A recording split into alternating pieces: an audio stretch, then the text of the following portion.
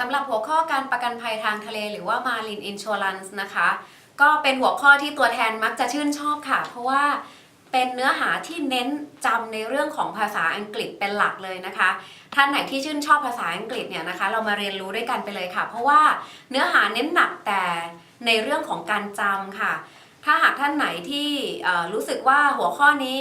มันยากเกินไปนะคะให้ใช้วิธีการจำเป็นตัวอักษรไปค่ะเรามาเริ่มกันในเรื่องของความหมายนะคะความหมายการประกันภัยทางทะเลและขนส่งคือการประกันความเสียหายแก่ตัวเรือและทรัพย์สินหรือสินค้าที่อยู่ในระหว่างการขนส่งทางทะเลค่ะซึ่งสินค้าที่อยู่ในระหว่างการขนส่งนั้นเนี่ยไม่จำเป็นนะคะว่าจะต้องเป็นเฉพาะแค่ทางทะเลเท่านั้นอาจจะเป็นทางบกก็ได้ทางอากาศก็ได้นะคะสำหรับประเภทของประกันภัยทางทะเลนั้นเนี่ยเราแบ่งออกเป็น2ประเภทที่เราจะเรียนรู้ในวันนี้ก็คือการประกันภัยสินค้าหรือ Cargo Insurance ค่ะและการประกันภัยตัวเรือหรือ Hull Insurance ประกันภัยตัวเรือพูดง่ายๆก็เหมือนถ้าวันนี้เราซื้อประกันรถเราทำประกันรถยนต์นะคะถ้าวันนี้เราซื้อประกันเรือเราซื้อประกันตัวเรือเนี่ยก็ได้รับความคุ้มครองหากเกิดอุบัติเหตุขึ้นนะคะรวมไปถึงตัวสินค้าด้วยเช่นกันและการประกันภัยตัวเรือที่เราจะเริ่มต้นนี้นะคะเราจะพูดถึงคุณสมบัติของตัวเรือค่ะเขาบอกว่าที่สำคัญเนี่ยนะคะเรือต้องมีความพร้อมนะคะเรือนั้นมีความพร้อมและที่สำคัญเครื่องจักรอุปกรณ์ต่างๆเนี่ยนะคะโครงสร้างของตัวเรือเนี่ยก็ถือว่าเป็นส่วนหนึ่งของการที่ให้คุณสมบัติของเรือที่จะได้รับความคุ้มครองถ้าหากเจอข้อสอบนะคะว่าคุณสมบัติของตัวเรือต้องมีอะไรบ้างก็คือความคุ้มครองในเรื่องของโครงสร้างเครื่องจักรและอุปกรณ์ค่ะที่ถือว่าเป็นส่วนหนึ่งของเรือในส่วนที่เป็นปัจจัยสำคัญในการกำหนดอัตราเบี้ยในเรื่องของเรือนั้นก็คืออายุค่ะต้องอายุสูงสุดไม่เกิน15ปีนะคะได้มาตรฐานเป็นเรือเหล็กแล้วก็ถ้าหากว่าอายุเรือน้อยกว่านั้นนะคะอาจจะถูกเก็บเบี้ยประกันเพิ่มค่ะก็ต้องออกมานั่งดูนะคะในเงื่อนไขต่างๆว่าเก็บเบี้ยนั้นเท่าไหร่สำหรับในเรื่องของมาตรฐานสมาคมมาตรฐานเรือเนี่ยที่เราจะต้องได้รับการยอมรับนะคะเขาก็จะมีการจัดตั้งขึ้นเพื่อตรวจสอบค่ะแล้วก็แบ่งชั้นว่าเรือนั้นได้มาตรฐานไหมนะคะเพื่ออะไรคะเพื่อเป็นข้อมูลค่ะให้สำหรับผู้รับประกันภัยว่าเรือนั้นได้รับมาตรฐานจริงหรือไม่นะคะเพราะว่าการประกันภัยตัวเรือหรือแม้กระทั่งการประกันภัยสินค้าหรือว่ามารีนนั้นเนี่ยนะคะเป็นการประกันที่ใช้ policy หรือกรมธรรม์เนี่ยแบบเดียวกันทั่วโลกค่ะนะคะก็คือจะใช้เป็นภาษาอังกฤษแล้วก็ใช้เงื่อนไขเดียวกันสำหรับการแบ่งประเภทของเรือข้อสอบตรงนี้นะคะใครโชคดีนะคะเจอเป็นภาษาอังกฤษก็ให้จำไปเลยค่ะว่าเรือในประเภทนั้นๆเนี่ยนะคะให้ความคุ้มครองอะไรเป็นแบบไหนให้ใช้วิธีหลักการจำแบบเรียงไปเลยนะคะเรียงภาษาอังกฤษเลยคือ C C T V นะคะแต่ตัว V นั้นเนี่ยเราขอสลับนิดนึงค่ะจาก V เป็น L นะคะโอเคเรามาเริ่มกันแบบนี้เลยนะคะ C ตัวแรก conventional vessel นะคะเป็นเรือธรรมดาดั้งเดิมไม่มีการใช้ตู้คอนเทนเนอร์นะคะพูดง่ายๆเลยค่ะว่าถ้าวันนี้เนี่ยเปรียบเทียบนะคะการเป็นตัวแทนประกันชีวิตนะคะเขาบอกว่าวันนี้เราก็มาตัวเปล่านะคะตัวเปล่าไม่เล่าเปื่อยนะคะตัวเปล่าโดยที่เรายังไม่มีรายชื่อลูกค้าเลยต้องมานั่งสอบกันใหม่อันนี้เป็นแบบมาตรฐานทั่วไปนะคะแบบไม่มีตู้คอนเทนเนอร์สำหรับอันต่อไปนะคะ C ตัวที่2 container vessel นะคะเป็นเรือบรรทุกตู้สินค้าตรงนี้แหละที่คนส่วนใหญ่มักจำกันได้ค่ะนะคะก็จำไปเลยเป็นคอนเทนเนอร์ใช้เป็นตู้เหล็กนะคะอย่างเช่นที่รับจ้างขนส่งสินค้า DHL แบบนี้นะคะก็จะรับจ้างที่จะขนส่งสินค้าทางทะเลนะคะใส่ตู้คอนเทนเนอร์ไปสำหรับอันที่3นะคะคือ tramp นะคะอันเรือแบบนี้เนี่ยเขาบอกว่าเป็นเรือไม่มีเส้นทางตารางเวลาที่แน่นอนนะคะพูดง่ายๆถ้าตัวเนี้ยนะคะC ตัวแรกเราบอกว่าเป็นเหมือนตัวแทนที่ยังไม่มีอะไรเลยนะคะยังเข้ามาใหม่ๆเลย C ตัวที่2นะคะก็คือเป็นตัวแทนที่เริ่มมีความรู้ในระดับหนึ่งแล้วยังเป็นเอเจนต์อยู่นะยังเป็นเอเจนต์อยู่นะคะสำหรับ Tramp เนี่ยตัว T เนี่ยเขาบอกว่าเริ่มที่จะหาลูกค้าได้ละแต่ยังกำหนดกะเกณฑ์กับลูกค้าเนี่ยไม่ได้นะคะยังไปกำหนดว่าขอเข้าพบเวลานั้นเวลานี้ยังไม่ได้ตารางเรือไม่แน่นอนนะคะสำหรับตัว Liner นะคะเรือแบบ Liner เขาบอกว่าเป็นเรือที่มีเส้นทางตารางเดินเรือที่แน่นอนนะคะที่แน่นอนเช่นถ้าเป็นตัวแทนก็คือเรามีลูกค้าในมือละ เราสามารถกำหนดเวลาในการนัดหมายลูกค้าได้นะคะเข้าไปปิดการขายลูกค้าได้นะคะเริ่มเป็นผู้บริหารนะคะนั่นเองเพราะฉะนั้นก็เกิดการเรียงลำดับแบบเรือเลยค่ะก็คือ CCTL นะคะไม่ใช่ V นะคะ CCTL ส่วนอันต่อไปอันนี้ต้องใช้หลักการจำเองแล้วนะคะก็คือ Conference Ship นะคะ Conference Ship มีตารางเดินเรือนะคะที่แน่นอนเจ้าของเรือได้ลงนามในข้อตกลงกับเจ้าของเรืออื่นนะคะแล้วก็รักษาระดับพิกัดอัตราค่าระวางเรือนะคะที่แน่นอนสำหรับเบลนะคะก็คือเป็นแบบสินค้าเทกองค่ะส่วนแทงนะคะแทงเกอร์วิเซลนะคะก็คือใช้บรรทุกน้ำมันดิบนะคะโอเคสำหรับในเรื่องของประเภทเรือก็ไปจำกันเอานะคะ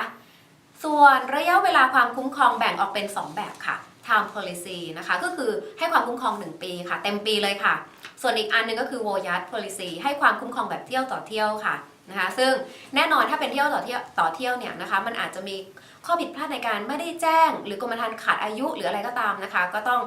อาศัยในการจำระหว่างผู้รับประกันกับผู้เอาประกันนะคะโอเคความรู้เพิ่มเติมนะคะอันนี้ก็อยากให้เน้นจำนะคะ P&I ที่เราเคยเจอนะคะก็คือเขาให้จำเป็นภาษาอังกฤษไปเลยค่ะ P&I ย่อมาจากอะไรก็คือ Protection and Indemnity Club นะคะการรวมกลุ่มกันของเจ้าของเรือค่ะโอเค Toll and Assist นะคะบอกว่าผู้เอาประกันรับรองจะต้องไม่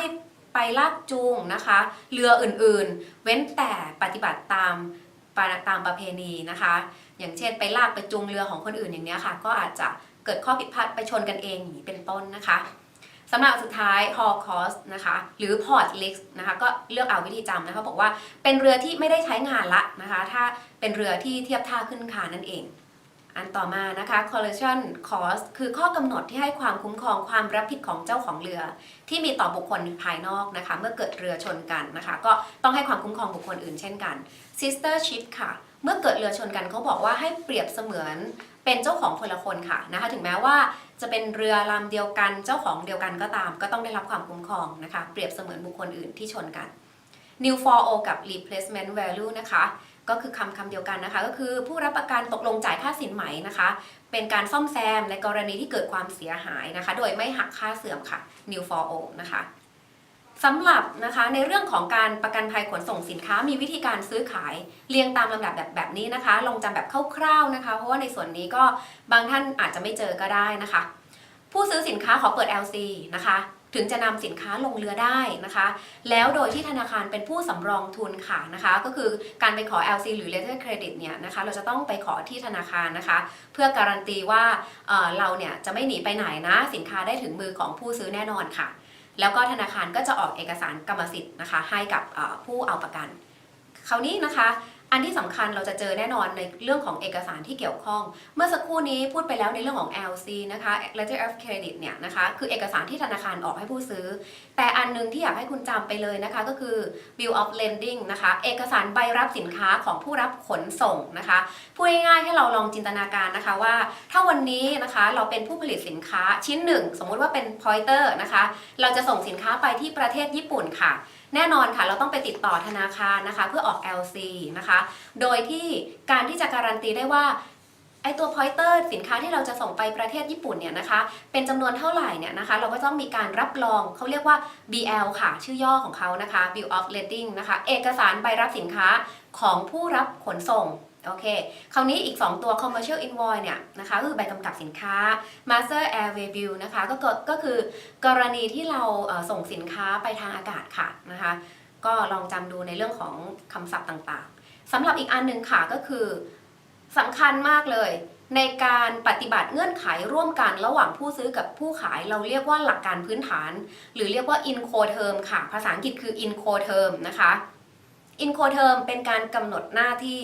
ระหว่างผู้ซื้อผู้ขายค่ะว่าเราจะเลือกจ่ายสินค้าค่าระวางเรือนะคะรวมถึงค่าประกันเลือกจ่ายแบบไหนนะคะเดี๋ยวเราไปว่ากันนะคะคราวนี้เขาบอกว่ามันเป็นข้อรับรองโดยปริยายเป็นคำศัพท์คำหนึ่งนะคะที่เราอาจจะพบค่ะ implied warranty นะคะเขาบอกว่าเงื่อนไขพื้นฐานที่เขาจะต้องปฏิบัติร่วมกันนะคะว่าเรือลำนี้นะคะอยู่ในสภาพพร้อมออกทะเลค่ะสินค้าที่เอาประกันจะต้องชอบด้วยกฎหมายค่ะชอบด้วยกฎหมายคืออะไรเราไม่ขนส่งสินค้าแบบผิดกฎหมายนะคะแบบว่า ขนส่งยาเสพติดอย่างนี้ค่ะคือไม่ชอบด้วยกฎหมายนะคะพูดง่ายๆก็คือข้อรับรองโดยปริยาย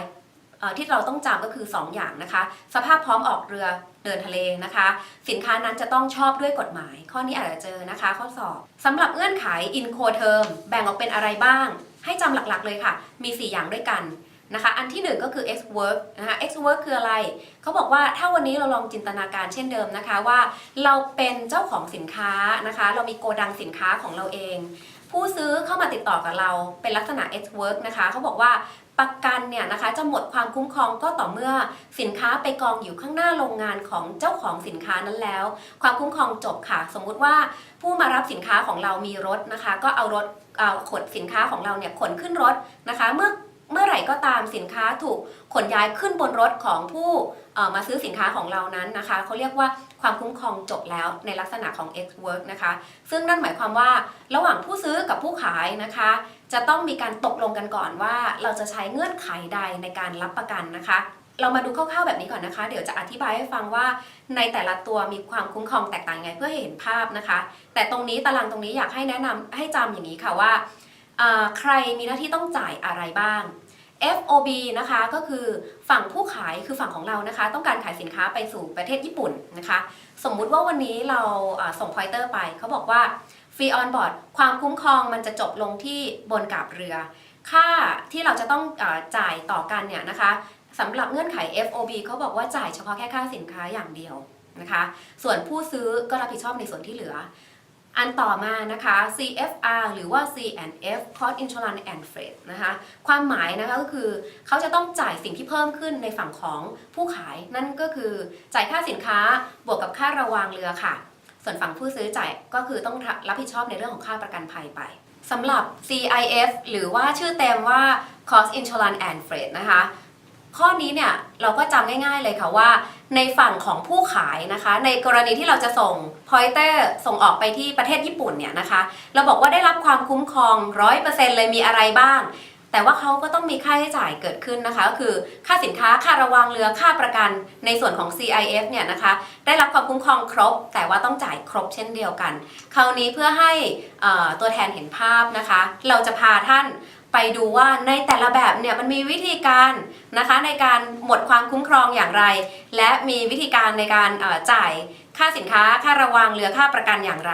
อ่ะเรามาดูแบบแรกค่ะ FOB หรือ Free on board นะคะ Free on board เนี่ยเขาบอกว่าเรานึกภาพนะคะสำหรับฝั่งนี้คือฝั่งโกดังของผู้ขายนะคะฝั่งโกดังของผู้ขายเรามีสินค้าอยู่ในโกดังนะคะหลังจากนั้นรถบรรทุกที่เราใช้ขนส่งสินค้านะคะกำลังยกของขึ้นนะคะเขาบอกว่าความคุ้มครองเริ่มนับตั้งแต่สินค้าถูกยกขึ้นบนรถบรรทุกหลังจากนั้นเมื่อรถขับเคลื่อนออกจากโกดังไปถึงเมืองท่าต้นทางนะคะเมื่อเรายกสินค้าลงบนกาบเรือความคุ้มครองจบค่ะพูดง่ายๆสรุปนะคะก็คือ FOB ความคุ้มครองจบเมื่อสินค้าถูกยกลงบนกาบเรือค่ะนะคะความคุ้มครองจบละนะคะโดยที่เรามาทวนกันนิดนึง FOB เราจ่ายเฉพาะค่าสินค้าอย่างเดียวค่ะโอเคสำหรับ C&F หรือ Cost and Freight นะคะความคุ้มครองเกิดขึ้นเหมือน FOB ทุกประการเลยค่ะก็คือเริ่มต้นยกสินค้านะคะรถนำสินค้าไปที่เมืองท่าต้นทางหลังจากนั้นยกสินค้าวางลงบนกาบเรือค่ะความคุ้มครองจบเช่นเดียวกันโดยที่แบบ C&F นะคะเราจะต้องมีการชำระค่าสินค้าบวกค่าระวางเรือค่ะที่เพิ่มขึ้นนะคะก็คือค่าระวางเรือณเมืองท่าต้นทางคราวนี้เรามาดูแบบสุดท้ายค่ะ CIF หรือว่า Cost Insurance and Freight นะคะให้ความคุ้มครองสูงที่สุดเลยค่ะนะคะก็คือความรับผิดชอบนับเริ่มตั้งแต่โกดังของผู้ขายยกสินค้าไปนะคะวางบนกาบเรือ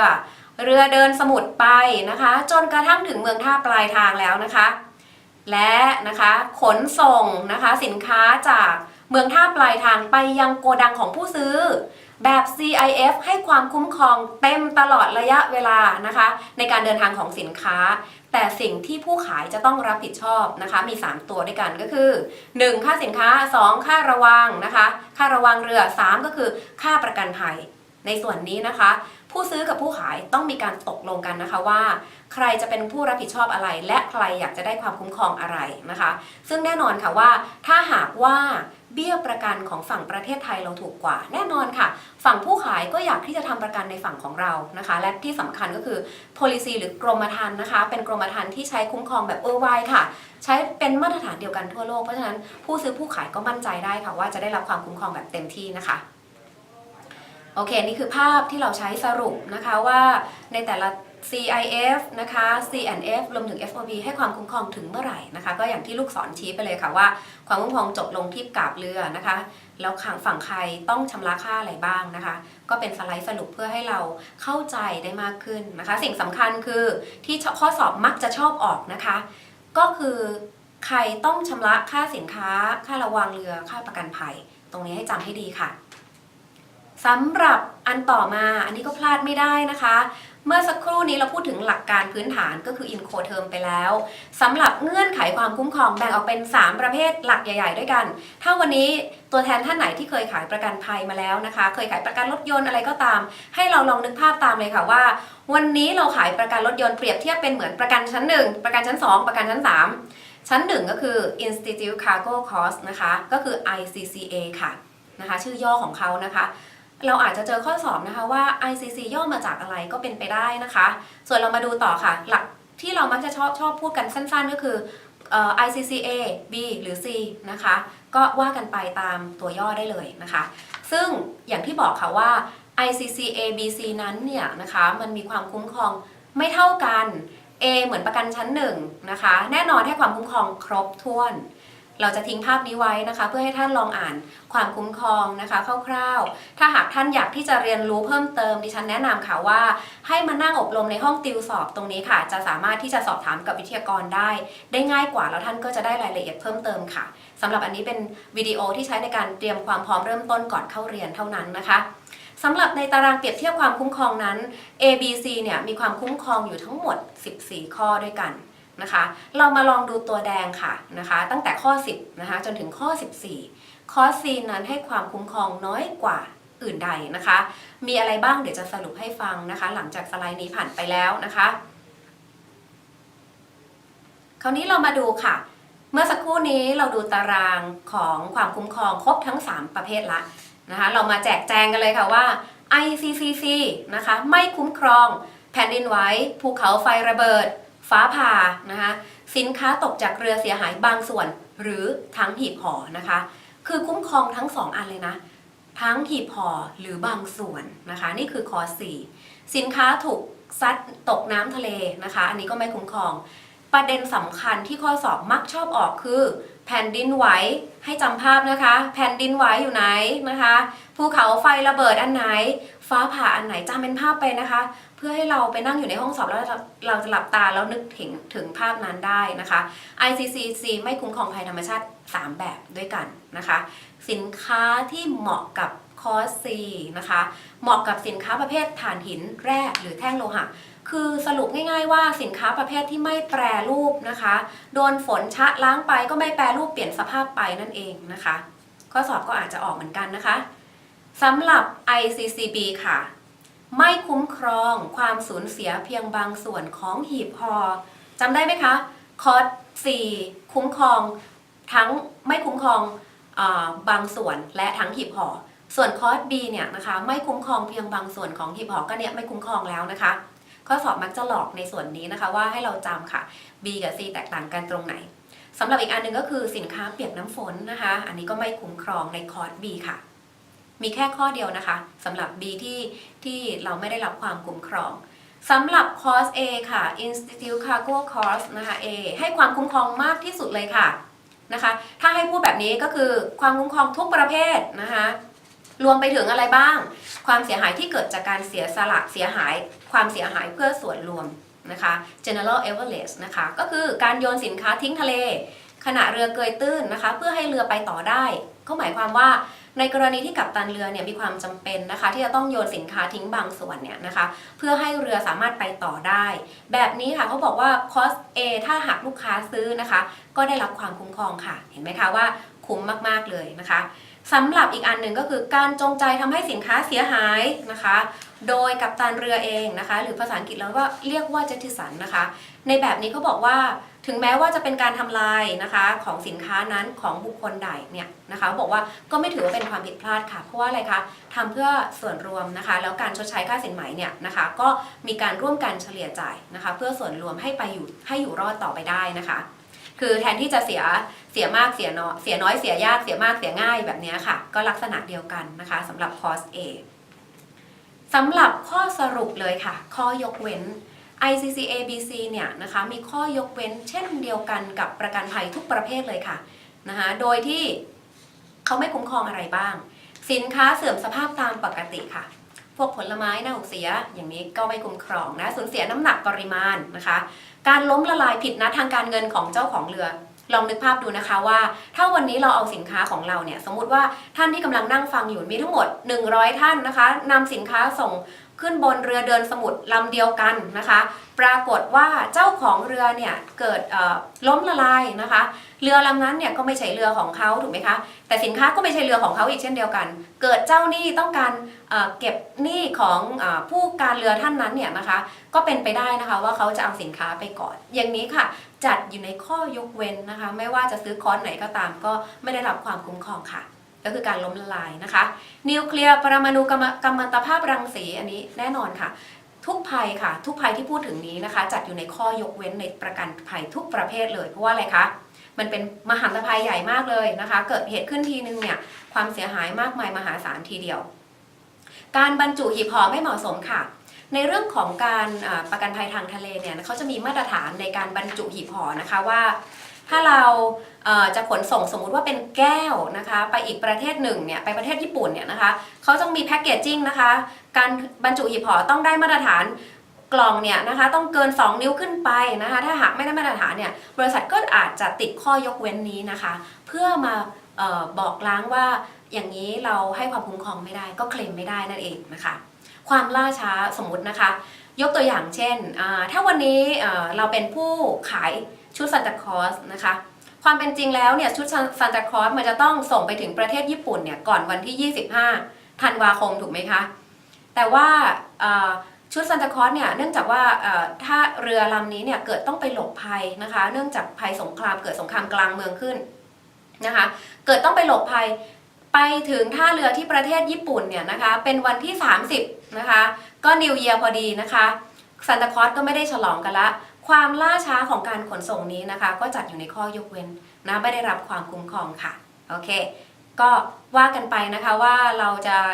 มีเทคนิคการจำอะไรบ้างที่สำคัญก็คือการเลือกคอร์สนะคะตั้งแต่แรก2ก็คือในเรื่องของความคุ้มครองนะคะมีอะไรบ้าง3ก็คือในเรื่องของข้อยกเว้นค่ะในเรื่องของคอร์สคราวนี้เรามาดูในเรื่องของระยะเวลาเริ่มต้นและสิ้นสุดความคุ้มครองนะคะภัยการประกันภัยทางทะเลนั้นมีความแตกต่างถูกไหมคะเราเลือกได้เป็นแบบทั้งต่อปีทั้งแบบต่อเที่ยวก็ได้นะคะเขาบอกว่าโดยสรุปแบบนี้ค่ะ 1. เมื่อส่งมอบสินค้าณคลังสินค้าแล้วแต่กรณีใดจะเกิดขึ้นก่อนนะคะส่งมอบสินค้าณคลังสินค้าปลายทางโดยนะคะ 1. เพื่อการจัดเก็บนอกเส้นทางปกติของการขนส่งหรือการจัดแบ่งแจกจ่ายสินค้าไปยังคลังสินค้าต่างๆหรือเมื่อพ้นกำหนด60วันหลังเสร็จสิ้นการขนถ่ายที่ข้างรำเรือนะคะอันนี้เป็นการ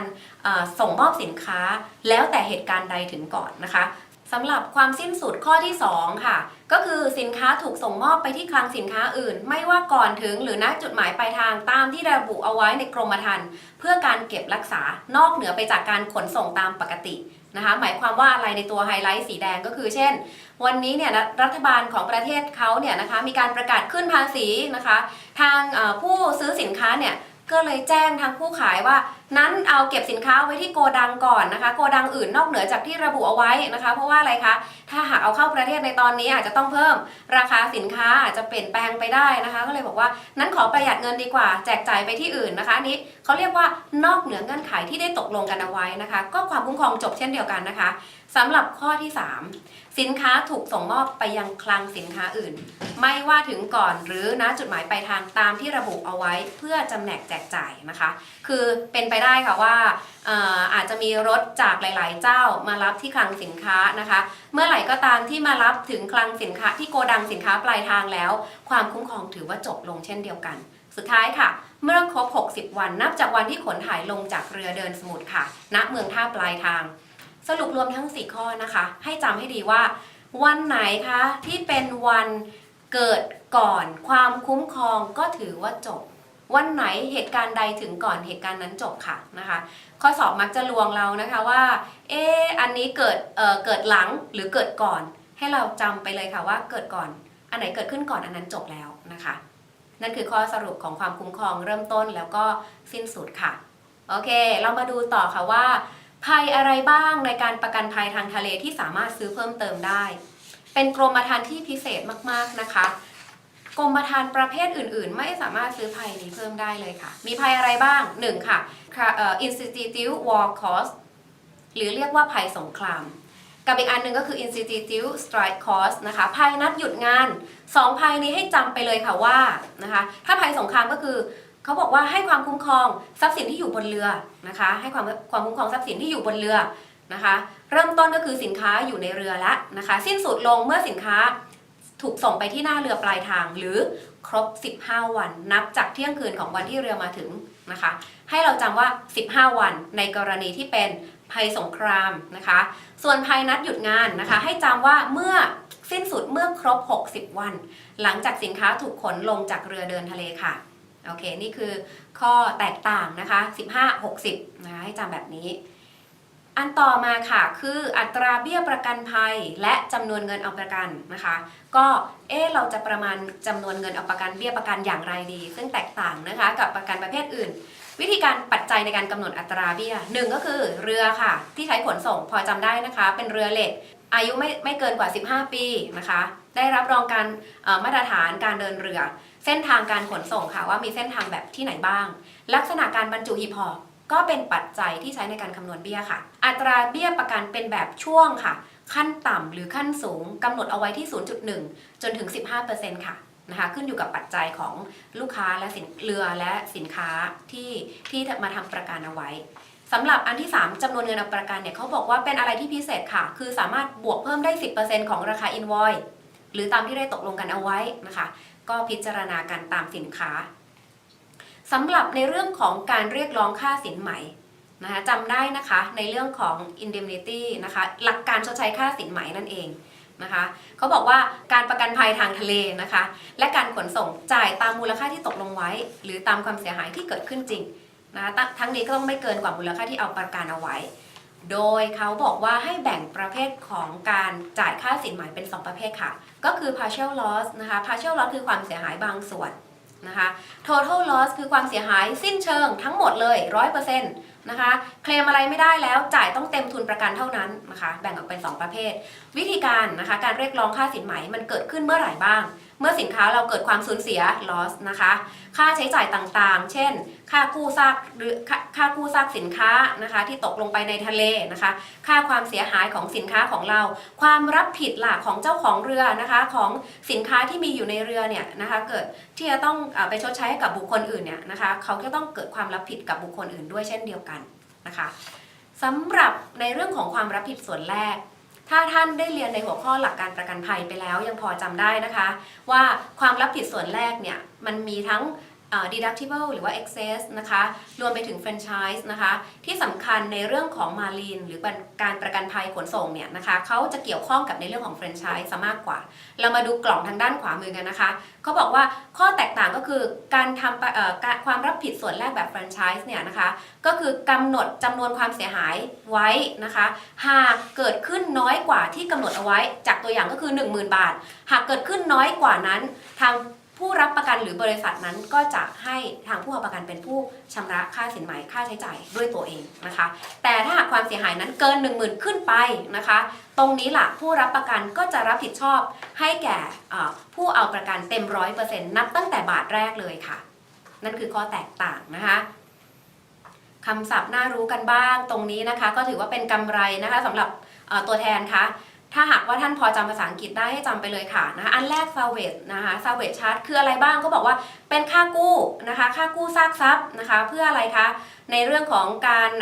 ชดใช้ผลประโยชน์เพื่อส่วนรวมได้รับการชดใช้จากตาม general average นะคะก็สามารถนำไอ้ตรงนี้ค่ะมาเบิกในเรื่องของกรมธรรม์ได้นะคะ particular นะคะ average ความเสียหายเฉพาะหมายความว่าเป็นความเสียหายที่เกิดขึ้นจากอุบัติเหตุโดยตรงและมีผลเฉพาะกับเจ้าของทรัพย์สินที่เสียหายนั้นเช่นในกลุ่มประเภทสินค้าเทกองเนี่ยนะคะเกิดเช่นปุ๋ยเคมีนะคะเกิดภัยระอุขึ้นมานะคะทางเจ้าของเรือทางกัปตันเรือมองเห็นแล้วนะคะว่าถ้าหากยังคงเอาสินค้าอันนี้ไว้อยู่เนี่ยนะคะอาจจะเกิดไฟไหม้ขึ้นได้นะคะเกิดเป็นจุลินทรีย์ทับถมขึ้นมานะคะแล้วเกิดไฟไหม้แบบเนี้ยนะคะมันก็ยิ่งทำให้เกิดความเสียหายทั้งหมดเลยทั้งลำเรือเลยก็เป็นไปได้เขาเลยบอกว่าอะไรคะความเสียหายเฉพาะแบบนี้เนี่ยนะคะประกันจะไม่ได้ตามไปจ่ายด้วยนะคะหมายความว่าประกันจะตามไปจ่ายแต่ว่าคนที่อยู่ในสินค้าในเรือลำนั้นเนี่ยไม่ต้องมาร่วมกันเฉลี่ยจ่ายพูดง่ายๆนะคะก็คือเป็นความเสียหายเฉพาะของเจ้าของนั่นเองนะคะสำหรับ general average ความเสียหายร่วมค่ะอย่างที่บอกไปแล้วนะคะบอกว่าเพื่อความปลอดภัยของส่วนรวมเป็นไปได้ค่ะว่าอาจจะต้องมีการทิ้งสินค้าบางประเภทลงไปตรงนี้ค่ะสินค้าที่อยู่ในลำเรือเจ้าของทุกคนเลยของสินค้าจะต้องมาร่วมกันเฉลี่ยจ่ายจากภัยที่เกิดขึ้นค่ะเพราะว่าไม่สามารถที่จะเลือกคนใดคนหนึ่งได้นะคะว่าเราจะเอาของคนนี้เพราะว่าเราไม่ชอบคนนี้นะคะก็เลยเอาสินค้าของคนเจ้านี้เนี่ยทิ้งไปอย่างเงี้ยไม่ได้นะคะเพราะฉะนั้นทุกคนต้องร่วมกันมารับผิดชอบอันต่อมาก็คือหนังสือคุ้มครองชั่วคราวหรือเรียกว่า cover note ค่ะ cover note คือเอกสารที่บริษัทออกให้เพื่อเป็นหลักฐานนะคะว่ามีความคุ้มครองอะไรบ้างในเงื่อนไขอะไรบ้างนะคะ cover note ความคุ้มครองชั่วคราวหนังสือคุ้มครองชั่วคราวซึ่งจะมีระยะเวลาอยู่นะคะ